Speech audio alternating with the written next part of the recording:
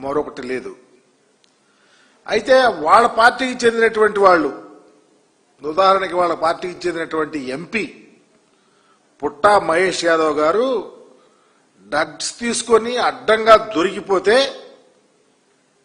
ఒక parliament member ఈ దేశ చరిత్రలో ఎప్పుడూ జరగల. అలాంటి వారి మీద చర్యలు లేవు. హాట్ లైన్ రాజకీయాల్లో చేసి వెంటనే బెయిల్ ఇప్పిస్తాం, షోకాజ్ నోటీస్ లాంటి ఒక డ్రామా చేసి దాన్ని క్లోజ్ చేస్తాం. ఇది ఎక్కడ న్యాయం అని అడుగుతా ఉన్నా. ఒక ప్రక్క ఎక్కడన్నా చిన్న చిన్న ఇన్సిడెంట్స్ వాటి మీద మీరు ఎంతో రియాక్ట్ అవుతా ఉన్నారు, అడ్డదారిని కేసులు పెడతా ఉన్నారు, భయభ్రాంతులు చేస్తా ఉన్నారు, జైల్లో పెడతా ఉన్నారు. కానీ మీ స్వయాన మీ ఎంపీ డ్రగ్స్ కేసులో దొరికితే ఆయన రక్షించాలని చెప్పేసి కుట్రలు కుతంత్రాలు చేయటం ఎంతవరకు సమంజసమని అడుగుతా ఉన్నా. మీరు అనుసరించేది చట్టం, న్యాయం, ధర్మం ఇదేనా చంద్రబాబు గారిని అడుగుతా ఉన్నాం. ఒక రాష్ట్ర మంత్రిగా ఉన్న మీరు సమాజానికి, యువతకు ఈ తప్పుడు సందేశం కాదా అని అడుగుతా ఉన్నాం. హైదరాబాద్లో డ్రగ్స్ సంబంధించి ఆ పార్టీలో మీ ఎంపీ గారు ఉన్నారా లేదా? ఆధారాలు ఉన్న ఆధారాలను ధ్వంసం చేసినటువంటి పరిస్థితి జరగలేదా? చివరికి మీ ఎంపీ గారికి టెస్ట్ చేస్తాకెళ్తే యూరినర్స్ బదులు వాటర్ ఇచ్చారని కూడా అభియోగం ఉంది. అది నిజం కాదా? చివరికి కొకైన్ తీసుకున్నాడన్నట్టు రక్త పరీక్షలో పాజిటివ్ గా తేలిన మాట వాస్తవం కాదా? ఇన్ని పక్కా ఆధారాలతో దొరికిపోతే దొరికినటువంటి దొంగని మీరు రక్షించాలని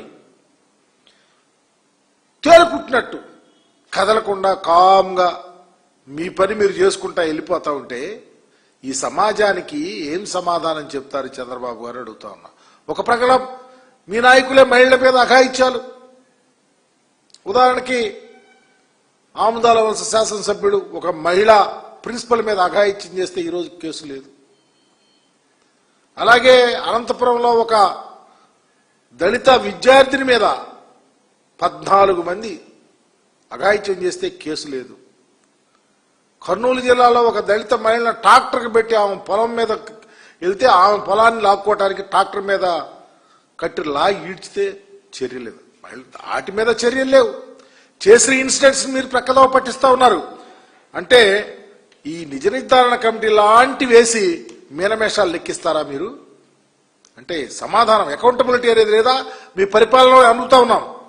ఈరోజు మీరైతే ఎక్కడన్నా ఇలాంటి ఇన్సిడెంట్స్ జరిగితే తోలు తీస్తారంటారు, చర్యలు తీసుకుంటా అంటారు. అవి నీటి మూటలుగానే ఉన్నాయి తప్ప ఈ ప్రజాస్వామ్య వ్యవస్థలో ఆంధ్రప్రదేశ్లో ఇలాంటి అకృత్యాలు, అమానుషాలు జరుగుతూ ఉంటే మీరు పూర్తిగా గాలికి వదిలేసి పరిపాలన చేస్తున్నారే తప్ప బాధ్యతాయుతంగా మీ పరిపాలన ఎక్కడా లేదు అని చెప్పడానికి అనేక ఉదాహరణలు ఈరోజు చూస్తా ఉన్నాం. చంద్రబాబు గారు ముఖ్యమంత్రిగా ఉండే మీరు కమిటీలు, విచారణ, షోకాజ్ నోటీసులు ఇది తప్ప, కాలయాపన చేయటం తప్ప ఎక్కడన్నా మీ ప్రభుత్వంలో మీ రాజకీయ నాయకులు కానీ మీ పార్టీలో ఉన్న వాళ్ళ మీద చర్యలు తీసుకున్న దాఖలాలు ఉన్నాయా? సమాధానం చెప్పమని వారిని అడుగుతా ఉన్నాను.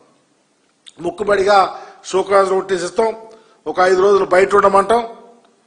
ఇది ఆ చర్య తీసుకోవటం అంటే ఒక కాంక్రీట్ యాక్షన్ అనేది మార్గదర్శకంగా భావితరాలకు, ఈ రాష్ట్రంలో ఉన్న యువతకు ఒక భరోసా. తప్పు జరిగితే శిక్ష ఉంటుంది, తప్పు చేయకూడదు, డ్రగ్స్ తీసుకోకూడదు, గంజాయి తీసుకోకూడదు, తీసుకుంటే చర్యలు ఉన్నాయి అని చెప్పే పరిస్థితిని మీరు ఎందుకు తీసుకురావటం లేదని అడుగుతా ఉన్నా.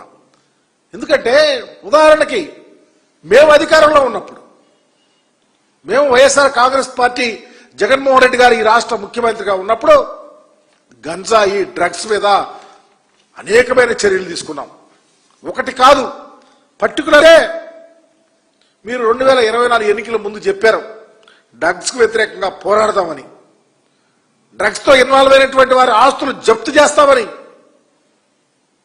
ఎక్కడుంది మీ పరిపాలన అడుగుతా ఉన్నా. మేము అధికారంలో ఉన్నప్పుడు చాలా కాన్సన్ట్రేటివ్గా సబ్ను ఏర్పాటు చేశాం.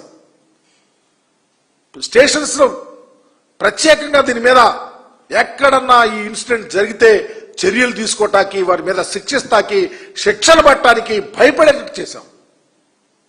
పర్టికులర్గా ఒరిస్సా, ఆంధ్ర ఏవేపు ఏరియాలో అయితే ఆ ప్రాంతంలో ఎప్పటి నుంచో గంజాయి పండిస్తూ ఉంటే 11,500 ఎకరాలు సాగు చేసి గంజాయి సాగు చేసే ప్రాంతాన్ని దున్ని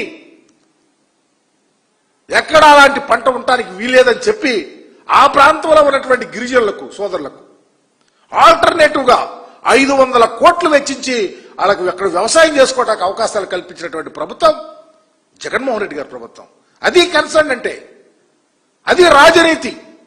ఈ రాష్ట్రం బాగుండాలా, ఈ రాష్ట్ర ప్రజలు చెడిపోకూడదు, చెడు అలవాట్లు రాకూడదు, డ్రగ్స్ ఉండకూడదు, గంజాయి లేనటువంటి ప్రాంతంగా ఉండాలన్న ఆలోచనతో పరిపాలన చేశారు. ఇంకా మేము సబ్తో పాటు చాలా లోతుగా అధ్యయనం చేసి అనేక రకాలుగా ఆంధ్రప్రదేశ్లో గంజాయి కానీ డ్రగ్స్ కానీ ఎక్కడ ఉండటానికి అవకాశం లేకుండా పరిపాలన చేస్తే ఈరోజు మీరేమో దేశంలో ఎక్కడ జరిగిన మూలాలు ఆంధ్రప్రదేశ్లో ఉన్నాయి, దేశంలో ఎక్కడ నా ఎత్తుకొచ్చి ఆంధ్రప్రదేశ్లో అమ్ముకోవచ్చు అనే పరిస్థితిలో ఉన్నారు. ఏమి మీరు చర్యలు తీసుకోవటంలా. నేను ఒకటే చెబుతా ఉన్నా, ఈరోజు చూస్తా ఉంటే మీరు మీ ప్రభుత్వంలో మీ హోంమంత్రి గారు చెబుతారు ఈగల్ ఏర్పాటు చేసేవాడిని. ఈగల్ దానికి విస్తృతమైన అధికారాలు ఇచ్చారా? దానికి ప్రత్యేకమైనటువంటి అవకాశాలు ఉన్నాయా? ఏం చేస్తా ఉన్నారు? ఎవరికి ఉపయోగపడతా ఉంది? ఎక్కడా పనిచేయటంలా. మీ ఆలోచనలే పూర్తిగా ఈ రాష్ట్ర ప్రజల యొక్క బంగారు భవిష్యత్తుని నాశనం చేసే విధంగా ఉన్నాయే తప్ప ఈ రాష్ట్ర యువత భావితరాల యొక్క బంగారు భవిష్యత్తుకి బాటలు వేసే ఆలోచన లేదు. కాబట్టే విచ్చలవిడిగా ఈరోజు ఊళ్ళల్లో చూస్తూ ఉంటే చిన్న చిన్న పిల్లలు డ్రగ్స్ తీసుకొని స్కూల్ 8వ తరగతి 9వ తరగతి పిల్లవాళ్ళు 10వ తరగతి పిల్లల్ని హత్యలు చేసినటువంటి పరిస్థితి ఈ జిల్లాలో చూసాం. స్వయానా లోకేష్ గారు ప్రాతినిధ్యం వహిస్తున్నటువంటి పెద్దపట్లపూడి, మంగళగిరి ప్రాంతాల్లో చూసాం. ఎందుకు చర్యలు తీసుకోలేకపోతా ఉన్నారని అడుగుతా ఉన్నా. పిల్లలు, చిన్న పిల్లలు సాయంత్రం అయితే పొద్దుగూగితే చీకటి ఎక్కడుంటే అక్కడ గంజాయి. ఎక్కడుంది మీ పరిపాలనలో ఆ కాన్సన్ట్రేషన్ అడుగుతా ఉన్నా. ఎందుకు చర్యలు తీసుకోలేకపోతారు అడుగుతా ఉన్నా. తీసుకోవాల్సిన అవకాశాలు మీకు లేవా? మీకు పూర్తి బాధ్యత లేదని అడుగుతా ఉన్నాం. ఇదంతా ఎందుకు? ఈ రోజు నిన్న జరిగినటువంటి ఇన్సిడెంట్లో స్వయానా మీ ఎంపీ గారి మీద చర్యలు ఎందుకు తీసుకోలేకపోతున్నారు? ఎందుకు కప్పదాట్ల వ్యవహారం చేస్తా ఉన్నారు? ఈ రాష్ట్ర ప్రజలకు ఏం సమాధానం ఇస్తారు చెప్పమని చంద్రబాబు గారిని డిమాండ్ చేస్తూ తక్షణమే పుట్టా మహేష్ యాదవ్ గారిని వారి మీద చర్య తీసుకోవాలా, వారి యొక్క పార్లమెంట్ సభ్యత్వాన్ని ఖచ్చితంగా డిస్మిస్ చేయాల్సిన పరిస్థితి ఉంది.